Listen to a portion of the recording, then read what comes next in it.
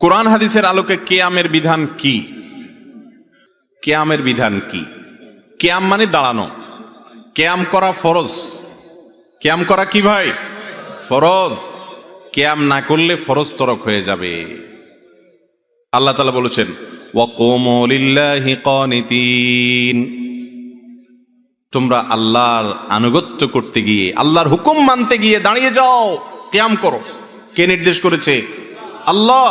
তাহলে কিয়াম করা কি? ফরজ। তো বসে আছেন কেন? কিয়াম করা ফরজ হলে আমরা সব বসে আছি কেন? ও নামাজের সময়, মাশাআল্লাহ, এই তো আপনারা ধরে ফেলছেন। নামাজের সময় কিয়াম করা কি রে ভাই? ফরজ। কেউ যদি শক্তি সামর্থ্য থাকা সত্ত্বেও তাগড়া মানুষটা বসে বসে আরাম করতে করতে নামাজ পড়ে, তার নামাজ হবে?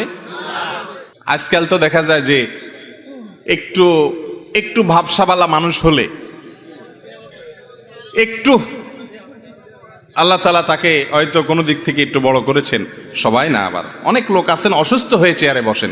কিছু কিছু লোকের কথা বলতেছে যে সব কাজ করে, লাফালাফি কুদাকুদি নাচানাচি সবই পারে মাশাআল্লাহ, কিন্তু ভদ্রলোক মসজিদে আসলে চেয়ার টেনে বসে।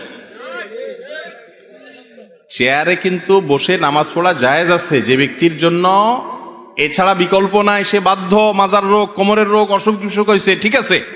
কিন্তু অনেকে আছে যে অহেতুক একটু সামান্য শরীরটা মেজমেজ করতেছে, আজকে শরীরটা ভালো লাগতেছে না, বসে নামাজ শুরু করছে। তো এই কিয়াম না করলে নামাজ হবে? কিয়াম করা মানে দাঁড়ানো।